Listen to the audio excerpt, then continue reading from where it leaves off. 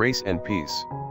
Unto every one of us is given grace according to the measure of the gift of Christ, Ephesians chapter 4 verse 7. The Christian life is never spoken of in the Bible as a bed of roses. It is uphill, because society is coming one way and the Christian is going the opposite way. But Jesus said that in the midst of your problems, in the midst of your difficulties, He will be there to give you grace and peace. Underneath all the troubles, will be the still waters that the Great Shepherd can provide. Many people are trying to steady themselves by taking tranquilizers. Jesus is the greatest tranquilizer of all. He can straighten out your life and put you back on center.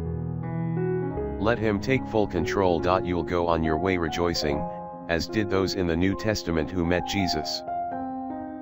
Prayer for the day. I need your calmness and strength, for there are many trials to face, Lord Jesus. By faith I reach out to you, and receive the gift of your peace in my life.